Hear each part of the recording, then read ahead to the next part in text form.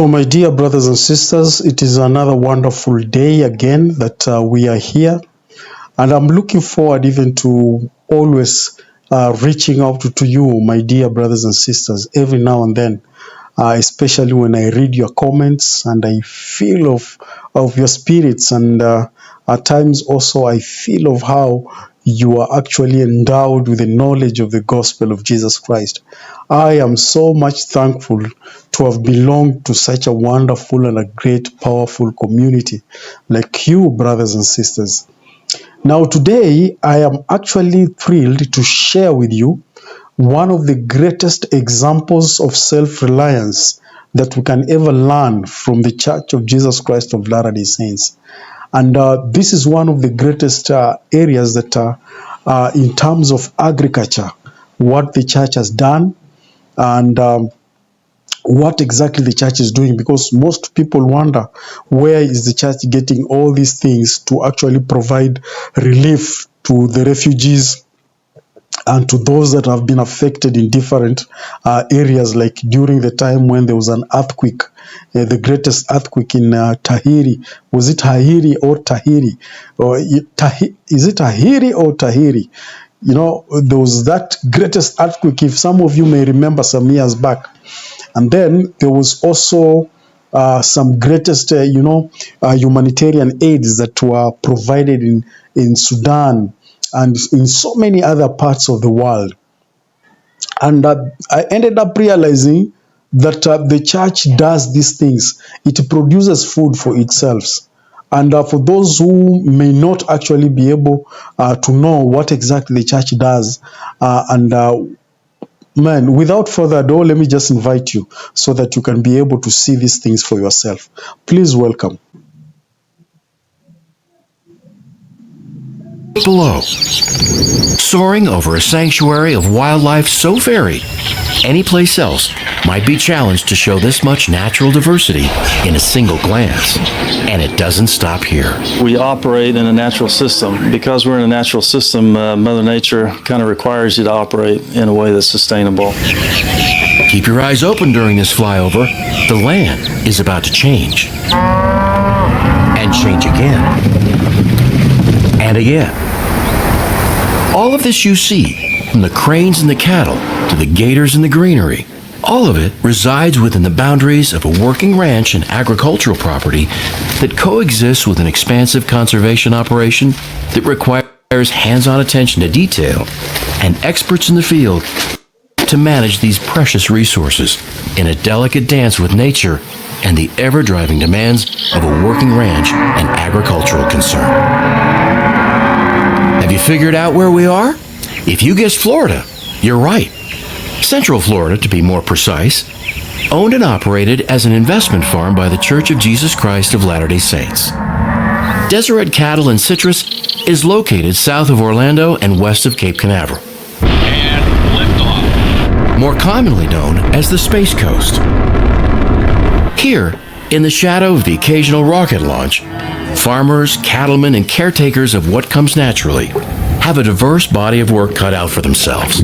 This is not something that was just a one-time deal for us. You know, we greatly care for our systems that we have on place. We talk a lot about our cattle operations and our wildlife and our treatment of our water as a whole. It's all an integrated system. Deseret Cattle and Citrus was acquired by the church and developed in the 1950s.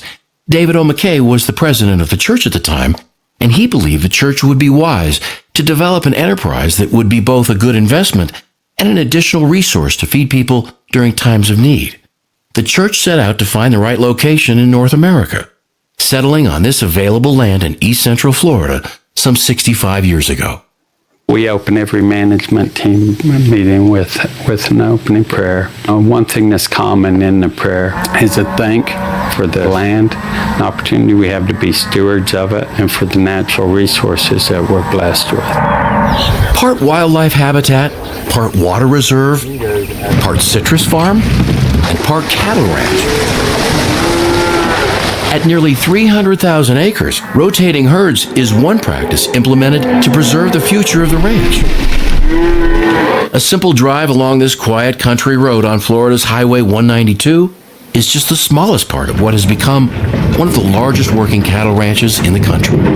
We run about 45,000 cows, and so it is a big, complex ranch. Agriculture is advancing. Over the last 30 years, we've made significant production increases.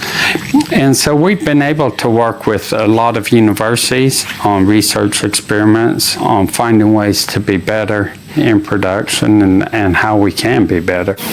Between farming row crops, harvesting oranges from one of the most robust regions of output in the world, grazing lands for herds of cows, producing food that heads for the table from this land requires a lot of space and attention, and with an eye on long-term sustainability.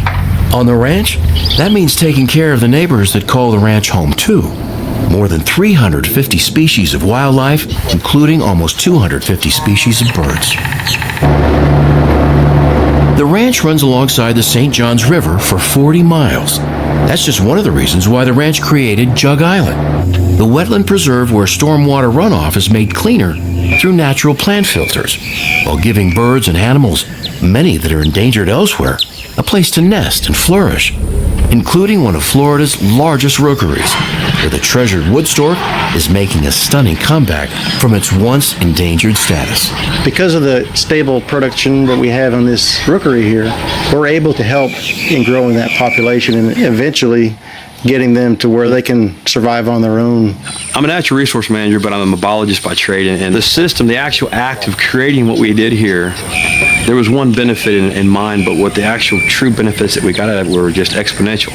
Some of the wintering grounds for the migratory waterfowl that we have here, and this is a destination for them. But it's not just the wildlife that are looking for a home to nest. I started as a cowboy here and turned into a cattle foreman and then worked with heavy equipment, and now I'm working with wildlife, security, and forestry. We put our life in it, and I mean, we treat it like it's ours. Ranch stewards understand their responsibility to look to the future. Florida's growth as an American state is unique and historically fast-paced. That's why there's a new direction in civic planning emerging in Central Florida in favor of more thoughtful growth patterns, and Deseret Ranch is helping to partner in that effort. The governor of the state of Florida issued an executive order asking for the ranch to plan jointly with Osceola County a sector plan on the ranch itself. And as part of that, he also asked for a task force to look at what corridors should be protected across East Central Florida to allow growth to happen and be accommodated. What that task force recommended, in fact, was that the ranch preserve corridors to make those kinds of connections that we've been able to include in our planning. It's unique in the history of Florida, I believe, for the county and an applicant to jointly work through a sector plan and be co-applicants, if you will, in the application that's going before the county. This sector plan takes a generational approach to large-scale, long-range planning when it comes to land use, transportation, and water resources. This is a 2,000-acre reservoir, really central to the ranch. There are a few things that are really remarkable about this reservoir. First, going back to the history of it, this was a state and federal project, and the ranch, Deseret Ranch, actually donated the easements. The ranch, throughout its history, has contributed to really some of these regional water supply projects. Managers and cowboys know Deseret Cattle and Citrus has a bright future as a working ranch. Their livelihoods depend on the ongoing health of these natural systems. Generally, when people come out here, they're awed by the beauty of the ranch, by the wildlife that they see, by the vast landscapes. They're surprised that we're in the cattle business in Florida. So as we've formulated plans for the ranch, we've tried to stay focused on their environmental stewardship. We're going to take care of the environment, we're going to take care of people, and we're going to do as good a job as we can in cattle production, how we handle, how we treat. And so for us, that is the definition of sustainability. Well, my dear brothers and sisters, as you can see, what exactly the church is doing. And sometimes I'm always shocked when people start speaking some of the things that are not even, you cannot even understand, trying just to accuse the church of things that they don't even know. But look at this. This is one of the greatest examples of self-reliance. And I think governments can learn from this. You know, governments can learn from this. Yeah, governments can learn from this. What the church is doing is actually amazing. Amazing. Amazing. Just great. And I'm so much, grateful, especially during this time. I'm so much grateful to have actually been led to be a part and parcel of the Church of Jesus Christ of Latter-day Saints. I do not know in my youth, if I had chosen otherwise, I don't know where I would be right now. Because of the things that I've learned, not from college, but just from the church, they're mind-boggling. Very great, very powerful. And I think governments can learn a lot from what the church is actually doing. And I will employ even my own ward representative, MCA, members of the county. Please visit Utah so that you can learn these projects. For sure. Is it Utah or Florida? Yeah, it is Florida. Okay, it is one of the ranches that is being actually managed by the Church of Jesus Christ of Latter-day Saints. Very powerful. Very, very powerful. Brothers and sisters, you end up realizing, just like the way the prophet said, okay, that a man cannot serve God on an empty stomach. They have to learn some of these principles of self-reliance. And we can learn this from the church. You look at what the church is doing. Okay, look at what the church is doing. Hey, man, this is powerful. I've never seen such a plantation of oranges, or they are called citrus.